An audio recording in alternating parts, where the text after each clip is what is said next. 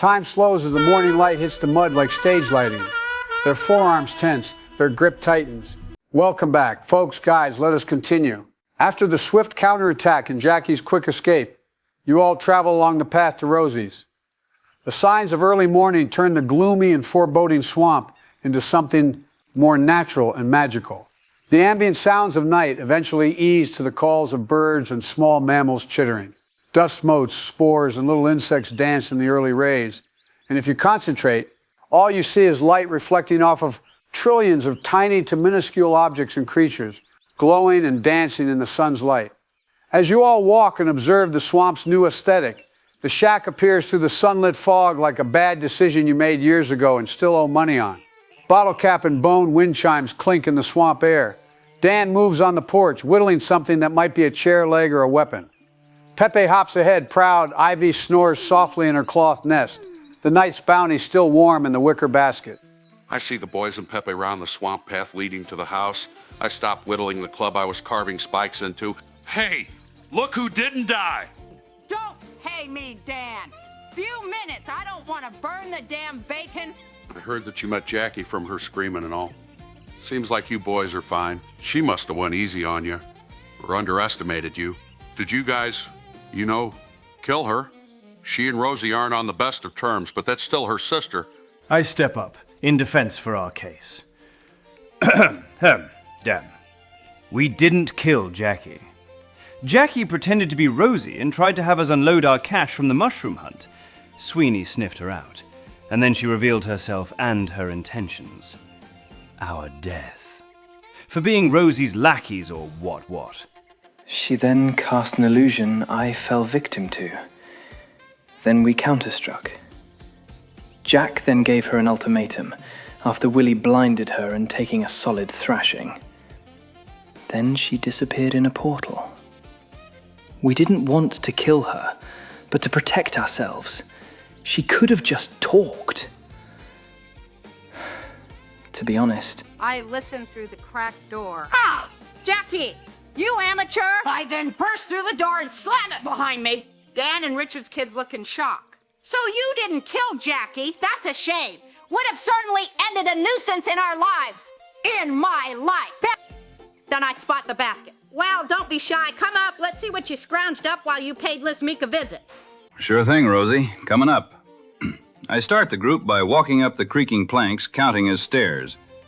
I hold the basket in my hand with the protective aura of a knight bearing his sword in ceremony. I follow, and motion to everyone else to follow. She did say bacon. I stumble and awkwardly lean on the handrail as I seem to catch all the splinters and loose nails on my breeches and worn boots. Politely, I motion for William to go before me. I don't want to accidentally fall on you. Thank you kindly. Ed, and please call me Willy. I climb the stairs, using my cane to aid me. I follow, holding my hand over the rail, trying not to scratch or chip anything on my way up. Now stay out here, men. Hang tight.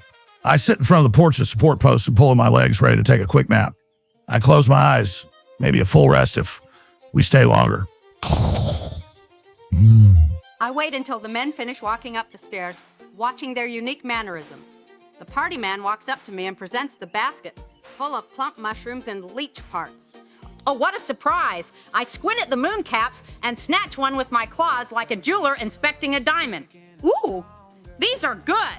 No wormholes, no rot, no nibbles or bites. No Wonka improvements. I'm being discriminated against creatively.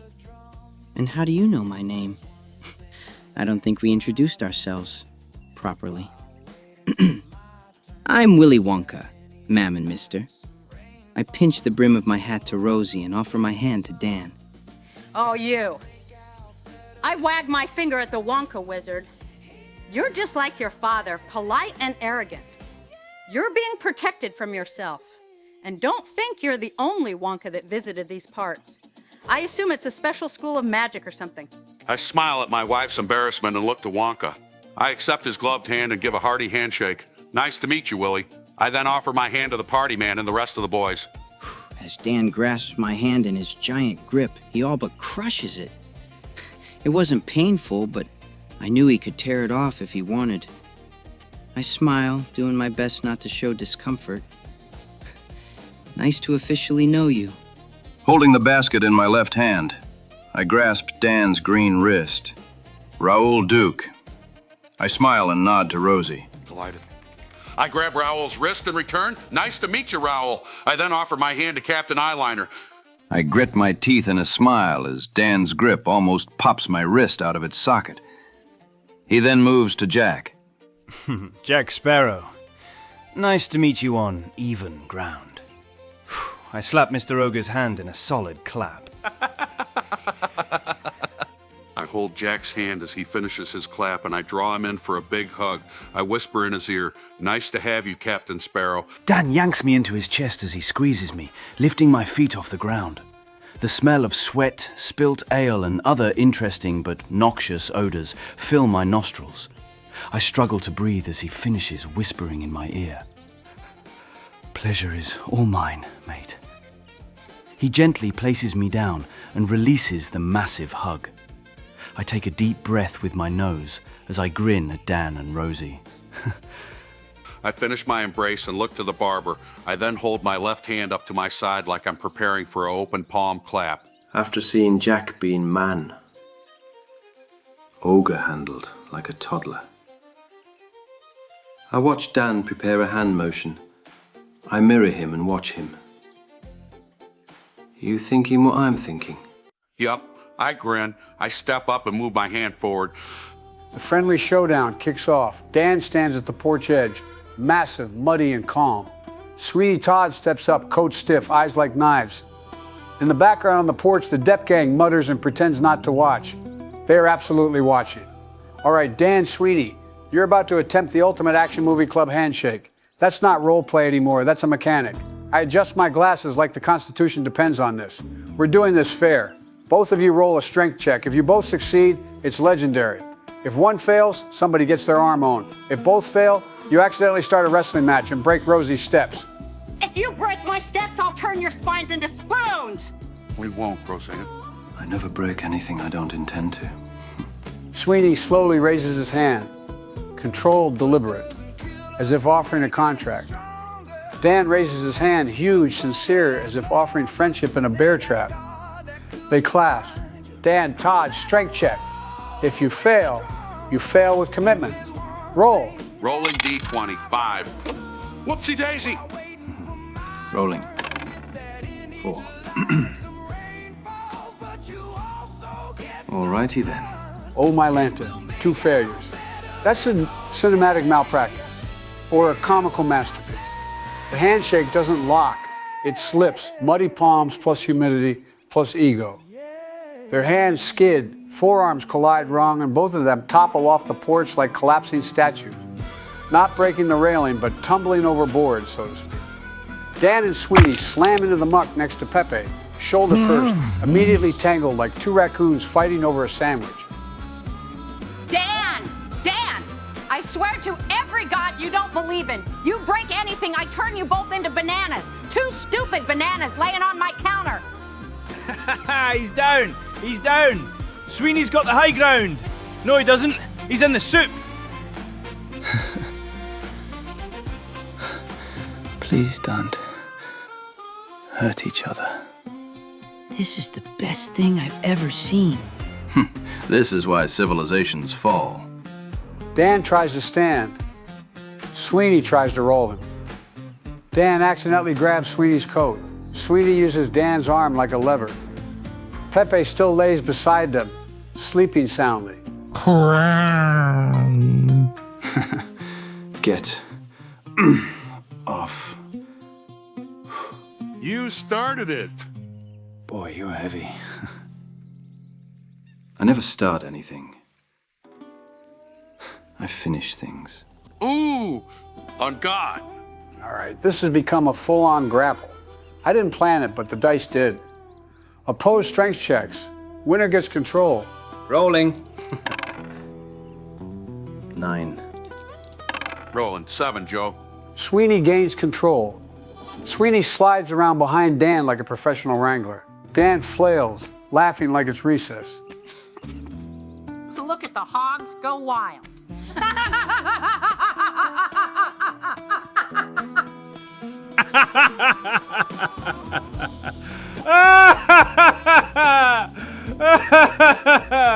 I'm dying!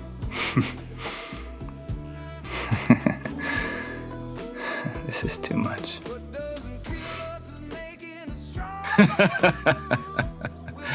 Oh, man. Wow.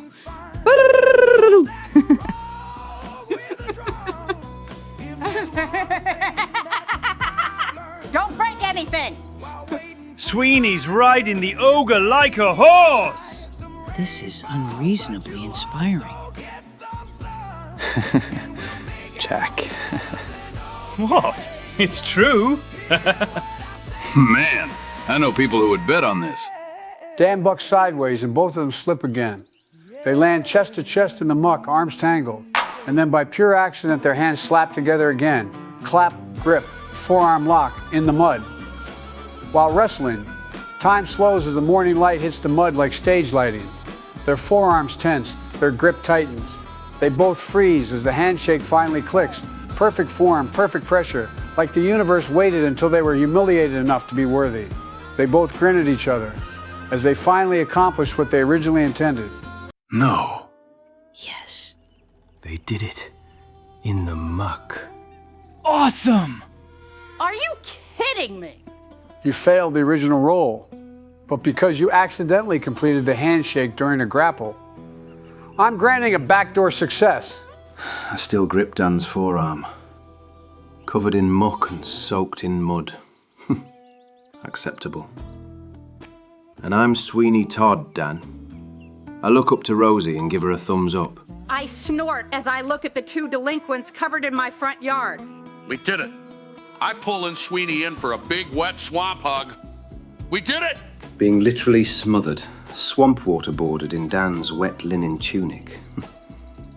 I pat Dan's back in solidarity, and as a tap out. We sure did. They slowly separate, standing up together like warriors rising from a battlefield of bad decisions. Mud drips off them in strings. Rosie looks annoyed and amused at the same time. We witnessed friendship, brotherhood, huzzah! I raise my arm and take a swig. I put my hands on my hips and look down the porch at Jack. Don't you encourage him, you waterlogged alky. You and Dan will fit in just fine. I look to my husband and his new playmate and snap my fingers. Their clothes clean off and dry in an instant. I'm not having you two track mud all over the house.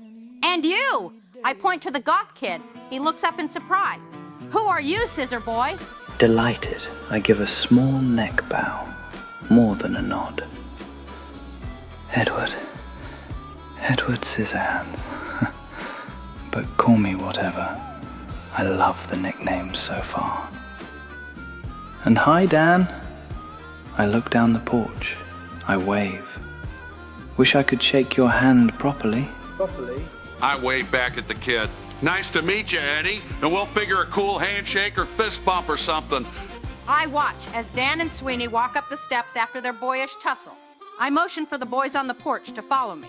I point to an area by the front of the door. You will place your boots, shoes, and anything muddy here. I don't want a bunch of mud tracked in. As they say, cleanliness is close to the divine, or in my case, unaligned. Come in. Don't be shy now. You all walk single file, taking off your shoes and using the boar pelt welcome mat to wipe your feet off. As you're about to walk inside, the smell of strong mold, biological and chemical odors assault your nose, then is quickly overtaken by the smell of fried eggs, bacon, bread, and some roasty meat. As you all fully walk into the house, you are surprised at the size of the interior. A living room with a ramshackled, roughly sewed leather couch made with the hide of some creature or creatures sits in the middle of the room with two similarly sewed armchairs on the sides of the couch like bookends. Painted pictures line the wall and the mantel shelf of their large fireplace. Inside the hearth hold a roast on a small spit that spins on its own above the smoldering embers. I look back and point by the door at the crudely made coat hanger made from a small tree, nailed horizontally. The broken branches make perfect hooks for robes, jackets, and packs. I then speak to them as they look to the area. You kids can place your stuff there and come to the kitchen when you're done. I have breakfast ready and I'll set up. Wow, this place is huge. I pop my head outside to see the size differentiation. Totally magic. It sure is, Edward. Definitely not an illusion, but a dimensional home. We may be in the Fey realm in here. I place my pack with Ivy still snoozing away on the makeshift coat hanger. I motion with my hand for people to start passing their packs to me. I take my knapsack and hand it to Duke. Thanks, mate. I straighten my coat and place it on the rack as well. I swivel to the pictures on the fireplace. Paintings of a family life where Dan and Rosie had 4 children, 2 teen hags, a small ogre boy and an ogre baby. The scenes were of simple days, children growing up, eating, playing, hunting large swamp creatures. I love the pictures, Dan. I close the door behind me as I hear Jack talk about the little family album we have on the fireplace. I step next to him to point out who's who in the paintings. Thanks, Jack. It's been a while since they visited. They all grew up so fast. We got Becky, Darlene, DJ, and little Jerry Garcia here. The girls are out traveling, and DJ and Jerry are probably getting into trouble, to be honest. I walk to the kitchen and look back. I speak to the men as they look around and finish placing their stuff. When you guys are all done, just head on in. I hand my backpack to Raoul, smile, and place my leather jacket on the coat hanger tree. I look at the other paintings on the wall. Paintings of hags in disguise, or normal human witches performing rituals, gathering at a huge cauldron, laughing, and a picture of a young bard with an antique guitar with strings glowing green. His attire, a simple but elegant leather vest, puffy velvet sleeves, and a billowing cloak to match. I motion to my brothers. Guys, look. I stumble over to Todd's side and look at the painting. Is that? I walk over and wrap my arms over their shoulders, hanging in the middle. That has to be... who else? Not carrying anything, I stand behind them looking over. Wow. His guitar. He's like my age. I place my hand on Ed's shoulder, patting. That's definitely our father. Keith Richards. As you all stare at the painting of your young father, you share a feeling of connection, not the connection of fellowship, but of brotherhood. You sense a strange power in the pit of your stomachs. Or maybe you're hungry. You guys should get some food and rest. It's been a long night trudging and fighting in the swamp. I pat Jack and Sweeney's shoulders. Let's eat. Who knows when our next hot meal will be? I head over to the kitchen. Agreed. I snap my gaze and follow. I nod at the painting and follow behind Jack. This will be interesting. I push up my hat with my cane and follow along. I stand closer and look at the man's face. The look of confidence and nonchalance is admirable. I smile as I trail behind. All you enter the kitchen, and you're stopped, dead step. The bizarre scene of floating kitchen plates and hovering pots being stirred with self-automated wooden spoons like a kitchen possessed. The magical kitchen equipment bob up and down like drunk insects. Pans self-flip eggs on a hot stone oven. A floating spatula inspects the eggs and floats to flip the sizzling slices of bacon. Flying oven mitts open the door to a large kiln in the corner of the kitchen, next to a window pouring in rays of sunlight. The smoking oven mitts pick up steaming loads of bread out of the oven and place them on plates on top of a huge wooden dining table. Definitely the masterpiece of the kitchen. Carved designs of plants and the swamp landscape line the edges and the legs of the table. A simple white cotton tablecloth covers the top like a war map. Floating plates and cutlery land in synchronized fashion. Napkins made of rough linen self-fold and lay down to rest. Stools scoot out by themselves. Dan, seated, is drinking from an ogre-sized mug of ale, and Rosie is hopping like a manic music conductor, using a long wand to manipulate and puppet everything. She's not her usual hag persona. She is in her human disguise. I smile as I see Keith's kids look around at the culinary spectacle. Sit down! I call out, breakfast is almost ready. I wave my wand of animation like a maestro. The wand's base is crystal, tipped with a golden orb containing a socketed emerald. I shout over the clanging. I only use this thing when we have guests over. I slowly move through the kitchen's pandemonium. I have to maneuver sideways, doing my best not to cut anything. I finally reach the table and awkwardly sit down, using my elbows to help me plop into the small stool. I make my way to a seat, ducking under pots and almost getting smacked in the face by drinking glasses flying in formation. I make it to a stool and sit down, lowering my head in anticipation. I move in, weaving and positioning like a drunken sailor during a storm. I nearly get conked by a orbiting pot. Then I crab walk to a seat at the table. Who knew a meal could also be a gauntlet? I move through, getting smacked by wooden cutlery that veers off course, then redirects to land next to the plates. I tap the tabletop like the rope of a wrestling ring. Worth it. I walk in, instantly getting bashed in the head by a flying frying pan. I rub my head as I duck like a war correspondent. I reach the table as I have to dodge a pitcher of squeezed fruit juice. I made it. All right, now that you're all seated, let's serve. I wave the wand towards the pots and pans and sweep my hand to the table. Cooking spoons and tongs levitate and bring food over to the plates. Scoops of oatmeal mash and stewed vegetables plops on their dishes, then rest as they finish as all of the hovering pots' contents are emptied. The tongs carry over slices of bacon and ham. The flying spatulas deliver fried eggs and gently slide the golden crisp morsels into their platters.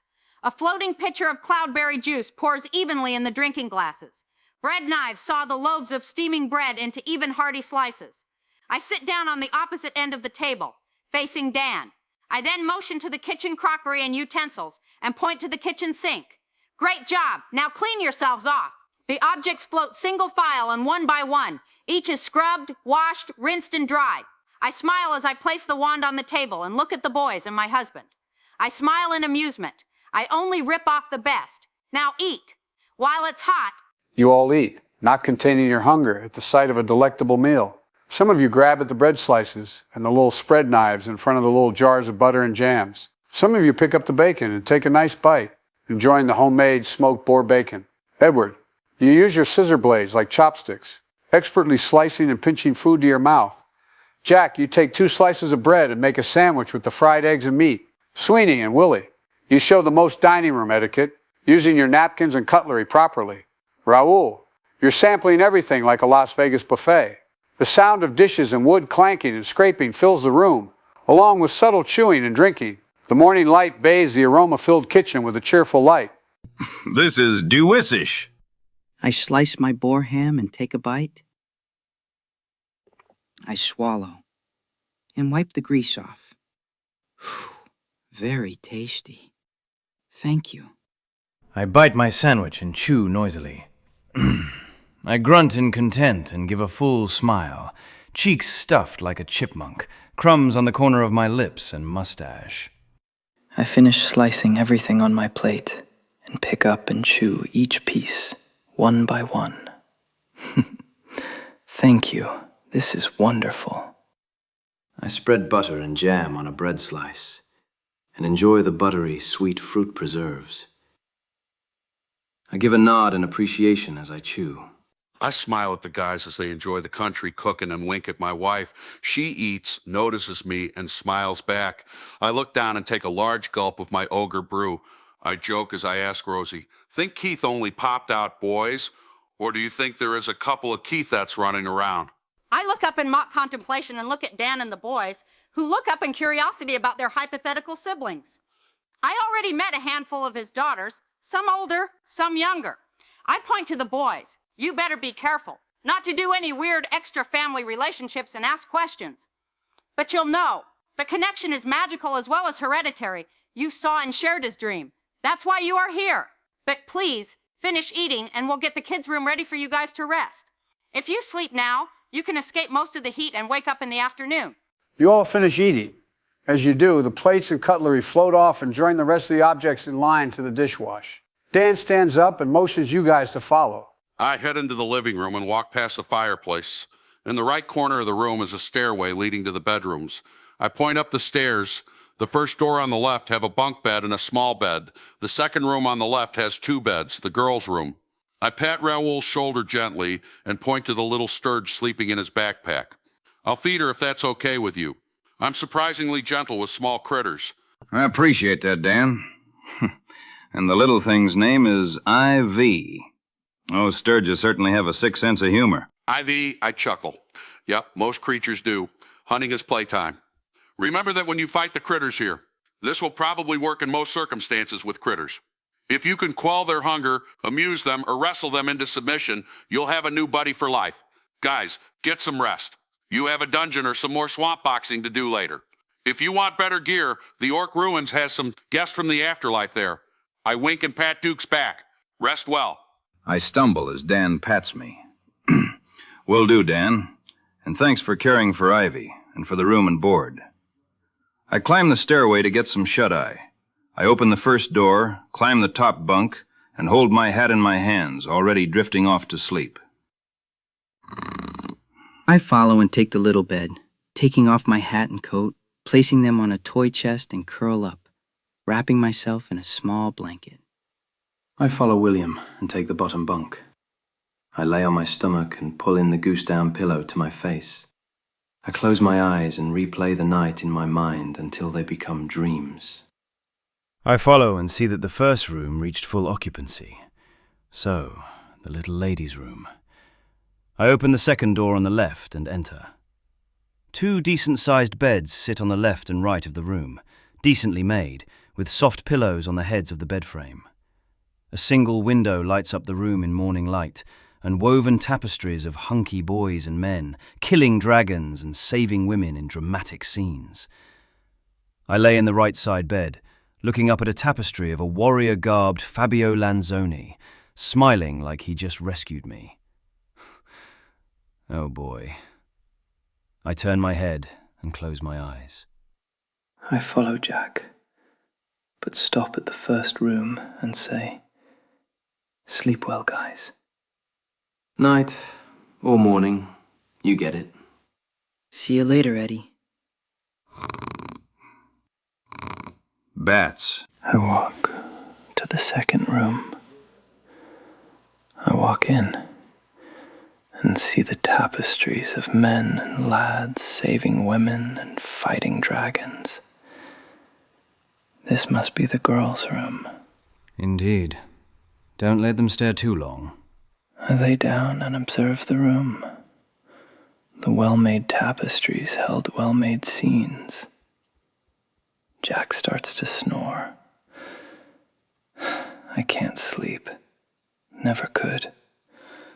So I enter meditation and replay the events of the night and early morning, looking for insight and clues to our Father and the brass lament and the dream. Why a dream? You all drift off to sleep. Visions of swamp dreamscapes and Keith calling for aid swim in your minds. Guys, you all heal 1 health point and recover your spell slots. When you wake up Willy, you may spend an hour to memorize your spells and to adjust the list.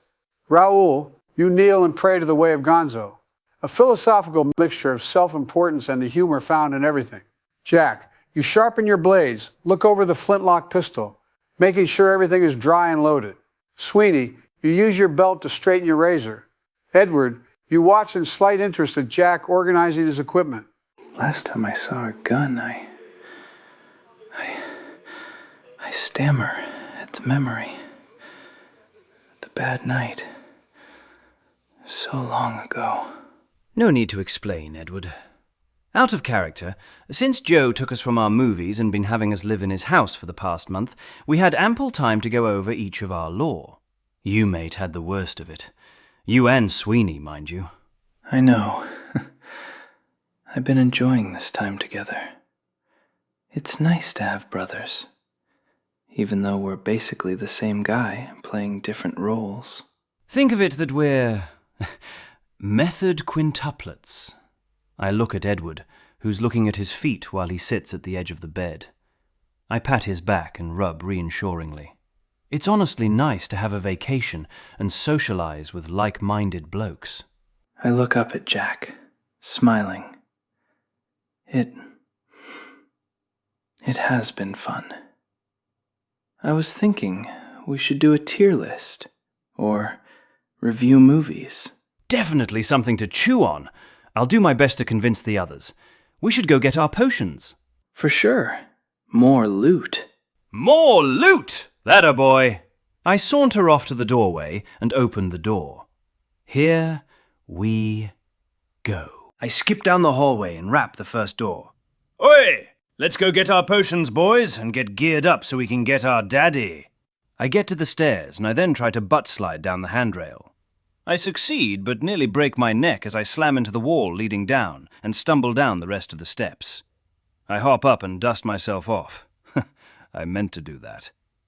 Dan sits at the couch with little Ivy perched on his shoulder like a buggy parrot. Dan is holding a picture book of creatures, a bestiary of sorts, well illustrated. It looks like Dan was showing Ivy creatures like a little child. I turn my head from reading as I hear Jack's graceful entrance. Don't hurt yourself showing off, Jack. We already think you're awesome. I turn back to showing Ivy all the weak points and strengths to all the monsters in the book. And this is a beholder. Like a Medusa, we don't want this thing to look at you. You'll turn into different things besides a rock. Little Ivy's wings buzz in acknowledgement. Eye stalks. Real bad. Ooh. I do my best to simplify things in my bat bug head. I watch Jack smooth slide, only for it to turn into physical comedy. I hear him crash into the floor and mumbling something. All right, I walk down the stairs, seeing Jack already up, and Dan speaking to him to relax on the theatrics. I wave at Ivy. Hi, girl. Feeling better? The sturge turns around on Dan's left shoulder and flaps its bat wings lazily. I open the door after I hear Jack fall down the stairs, landing on the hard wood. Let's get going, chaps. I sheathe my razor and walk down the stairs to the living room. I see the little chimeric creature moving about, testing its wings like a fledgling. I put on my coat and hat, place my spell book by my side, and walk down the stairs. I glance as I see Raoul still praying. We'll see you soon, Duke. I turn my head as I hear Willy. I'll be there. Need a few more minutes. I'll let everyone know. I walk out the room and ease my way down the stairway. As I round the corner into the living room, the guys stand beside the couch. Dan and them watch the sturge fly around like a large, loose parakeet. Nice to see everyone. Hope you all got your rest. Duke will be down in a moment. I fly around looking for my nice man. I don't see him, so I sniff and taste with my antennas. I sense him above me. I fly up the hole in the weird cave and see another hole. I fly in, seeing the nice man.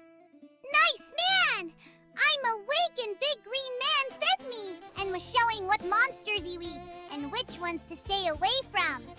I land on his back, tickling him with my bug fur. Finishing my prayer, I stand up as Ivy crawls around my back. A little unsettling, but I get used to her.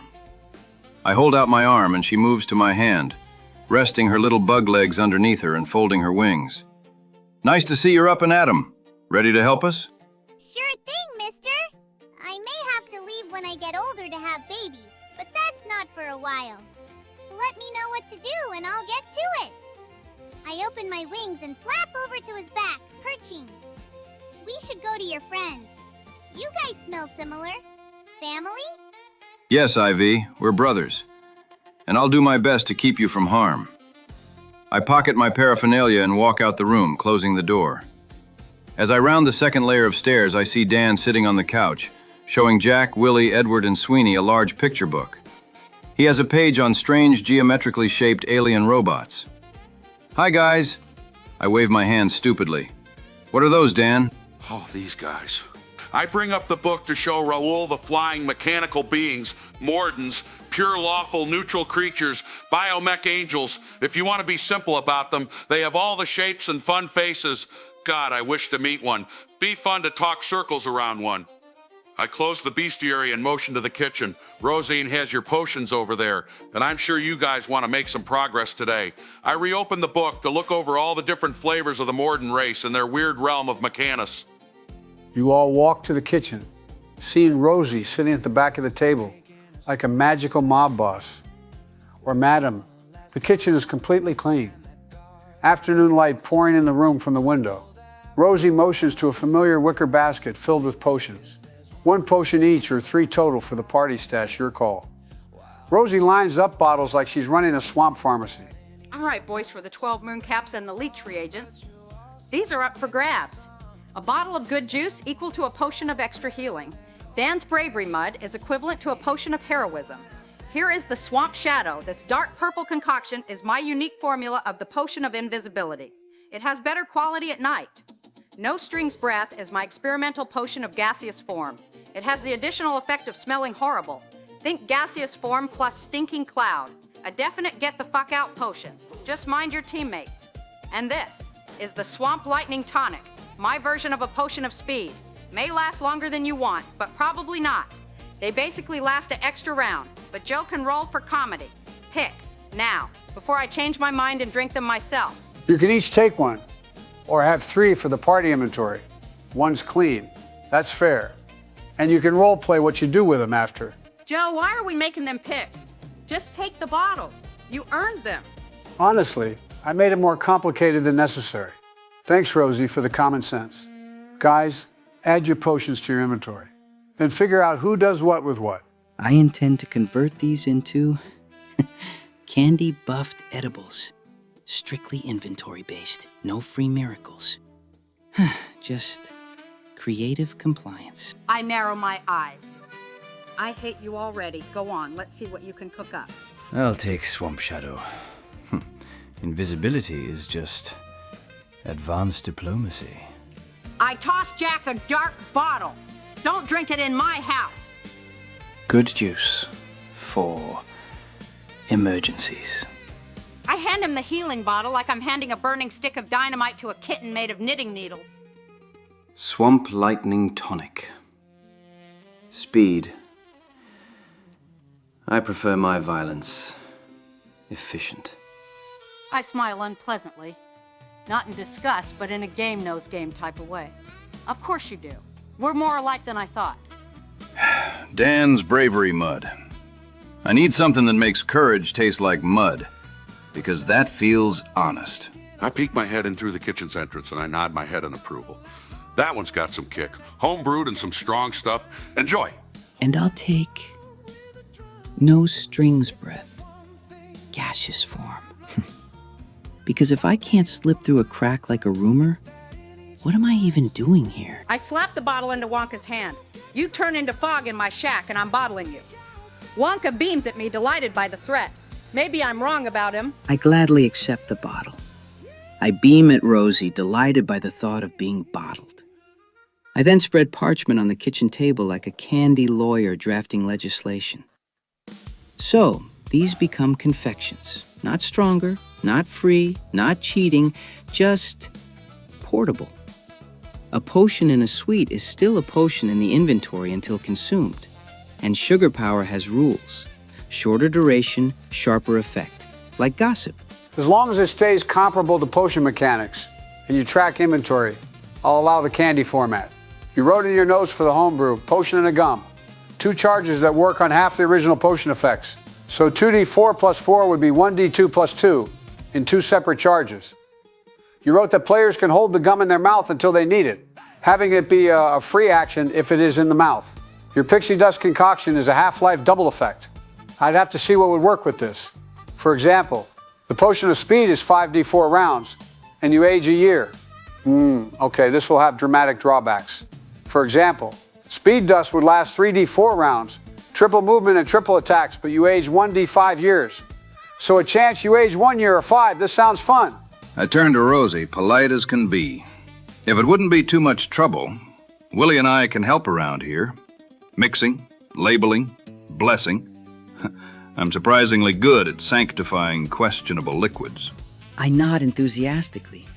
I can create an organizational system so beautiful it will make the mushrooms weep.